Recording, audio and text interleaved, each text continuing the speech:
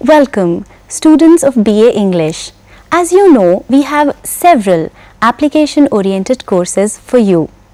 Today, we have a program from one such course, that is ATR1 Translation. We are going to present this program in the form of an interview in two parts, specially designed for those who are aspiring to become translators. For this, you should know the various problems and processes of translation. Translation can be divided in several major areas: literary translation, translating prose, translating drama, and translating poetry. Translating literature is quite different from translating an official document or a biology textbook. In this program, Professor Harish Narang will explain the specific area like translating fiction and will also highlight some of the problems related to translating fictions. Professor Harish Narang is a well-known person in the field of translation.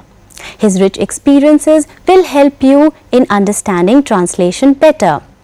Today, Mridula Rashmi Kindo, faculty member from the School of Humanities, IGNOU, will be interviewing Professor Harish Narang. Now, over to Ms. Mridula. Hello viewers, welcome to this program of the course ATR1.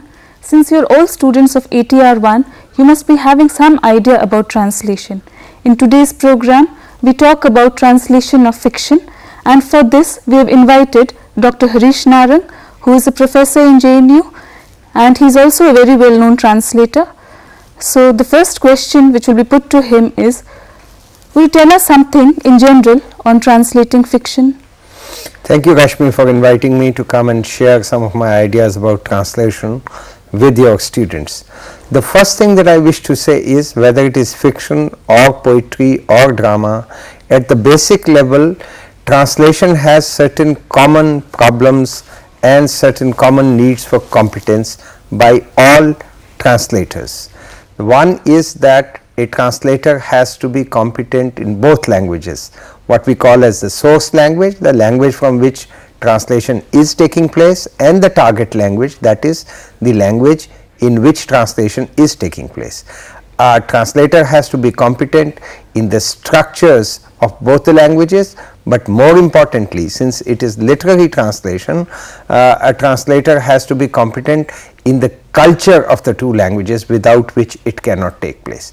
It is only after you have these basic competences that you go to the specific problems of translating either poetry or fiction or drama, and there of course problems of translating fiction are different from problems of translating poetry or the competence needed for translating a play.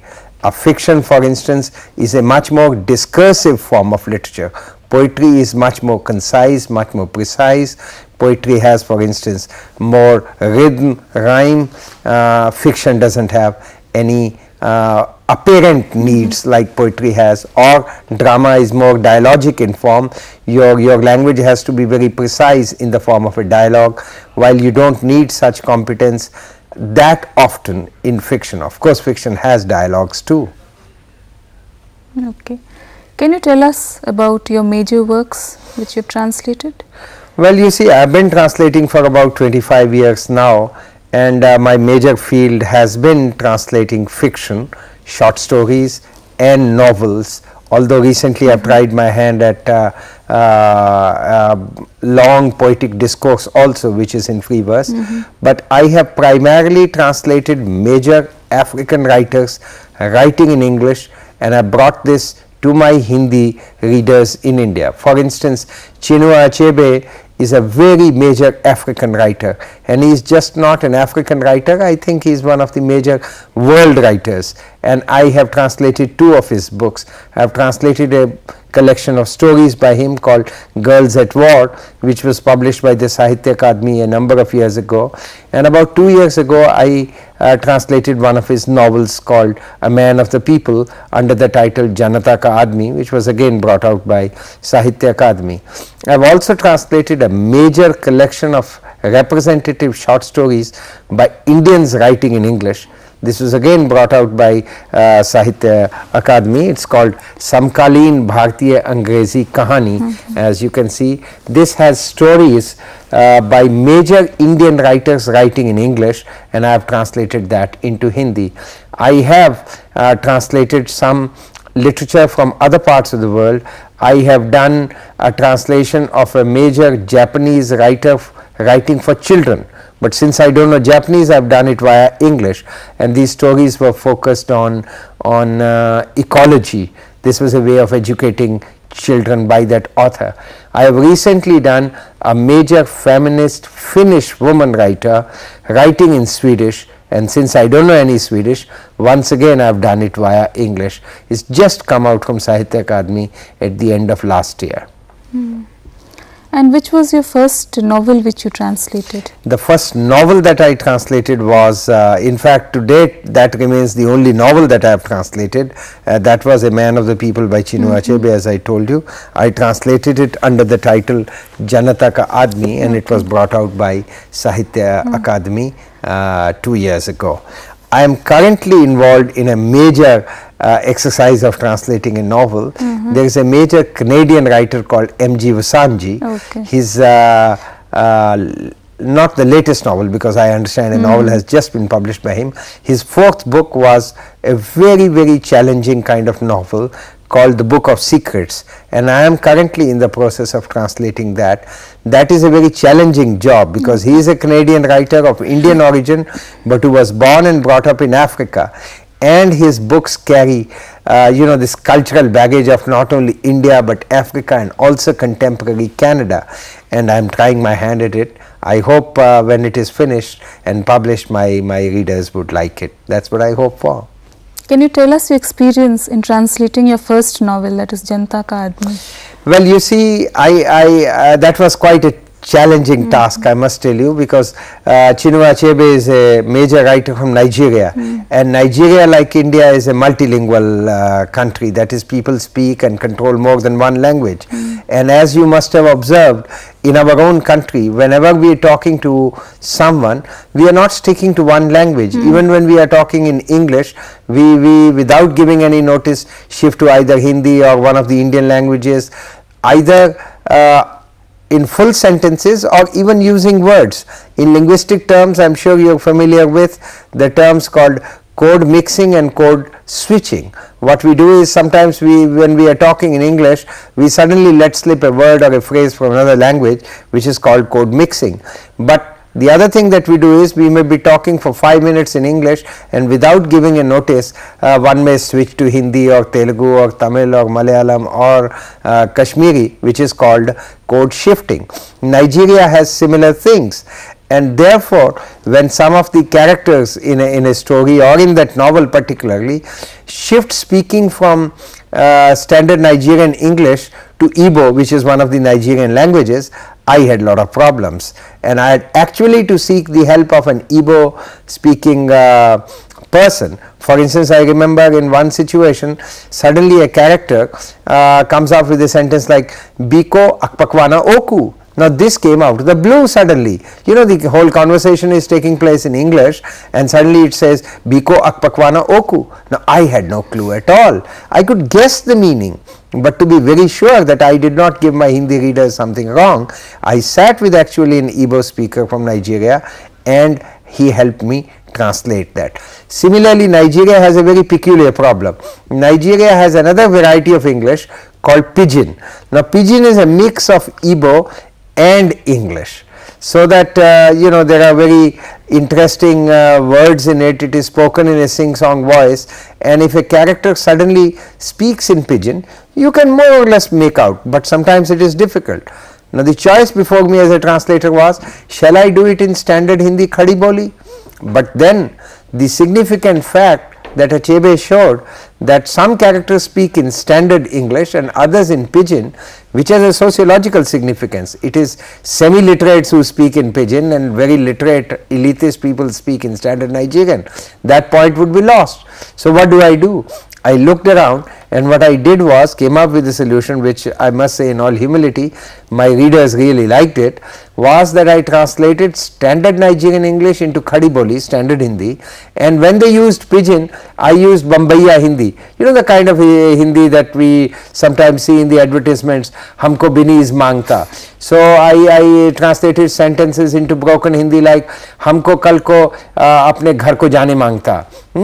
As against a lady who is speaking standard English, tum kal kahan ja rahe ho, that kind. So I was able to show this difference, that the character who is speaking this pidgin is a semi-literate fellow, he does not control English fully, and these kinds of experiences I had. And then another problem was the use of a large number of words from English. Now, there are some purists who would say that I must always use the Hindi equivalent. I refuse to do that, because in our own country a large number of words have come from English and are accepted in Indian languages as part of our language. Everybody understands. You would be surprised, only this morning I was teaching an MPhil class on translation and I had used a word chance there somewhere, and my students asked me, they said, sir, but there are the other words mauka, avsar from our own languages, why did you use chance? I said chance is a word used by everybody in India, whether one is educated or not. He would say humko chance nahi mila, bhai sahab chance to lena hoga. He is uneducated, but he is using that word, it comes more naturally to him. So my translations always have certain words from English which more naturally come into the languages of the people, and there are also words which create problems. Offhand I can think of an example, yeah, a word like bedroom, for instance. You know, if you put it in standard Hindi, it would look funny. So I want my readers to read naturally. I am translating in Hindi, but I would use the term bedroom or expressions like you know, urea, if you are talking of an agricultural situation, which all readers understand. What are the linguistic problems which usually come when you translate novels? You see, one obvious linguistic problem is that the structures of two languages, Hindi and English, are different. The structures not only at the syntactic level, but even at the semantic level, at the level of meaning, at the level of phonology, and at the level of morphology, that is lexis, the words. This together I call the dharma of a language, the dharma of a language. The dharma of the two languages are different. So I have to make that adjustments. The most obvious example that I can give you is the SOV and SVO structures that English and Hindi have. You know, usne saap ko mara, he killed a snake. Object always in English comes at the end, but in Hindi it comes earlier. That is a very obvious example. But to me, the more important examples were in the case of you know, at the level of structures, something which were not very obvious, which were in the use of phrases, in the use of idioms, in the use of you know, sayings which are culture specific, and yet they are a part of the structure, and it is there that I possibly felt that this was a challenging task. And also the use of colloquial English. You know, there are a large number of colloquial expressions which pass in English, but if you put them in Hindi, it will create problems. Maybe that phrase is not acceptable in our culture. Maybe it will appear to be obscene, maybe it will appear to be lewd, or maybe it will not carry the same semantic aura or connotation which is implied in English. So I have sometimes to devise my own you know, ad hoc translations. I'll give you a small example. In one of the Achebe stories, a phrase occurs, what's the difference between one woman and another? The same 10 pence and 10 pence. You know, it's an MCP who is talking very low of women and uses this phrase. What's the difference between one woman and another? The same 10 pence and 10 pence. Now, how could I translate it into Hindi? The pence thing doesn't work in Hindi. So I tried my hand at various solutions and finally came up with a phrase with an idiomatic expression which is normally not available in Hindi. But I must say in all humility again, my readers and some of my reviewers liked it. I translated it in Hindi as एक औरत और दूसरी औरत में क्या फर्क है, ये भी चवन्नी वो भी चवन्नी.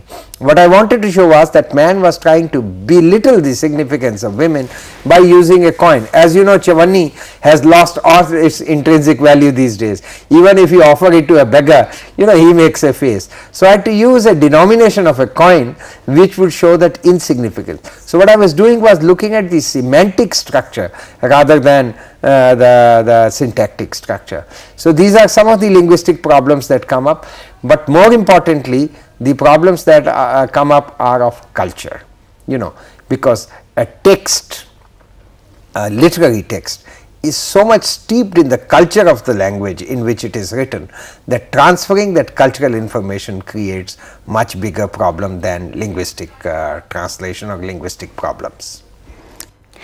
You have just viewed an interview with Professor Harish Narang on the topic Translation of Fiction, Part 1. In this program, Professor Harish Narang explained some general things about translation, talked about the major translated works that he has done and shared his personal experiences. He also talked about some of the linguistic problems, the art of translating poetry, and finally, market position in India for translated works. We have explained everything in detail in the printed materials that we have given to you. We request you not to relax after viewing this program. Please go through the related units and relate to this program. We will come back to you with similar kind of programs related to translation. Till then, goodbye.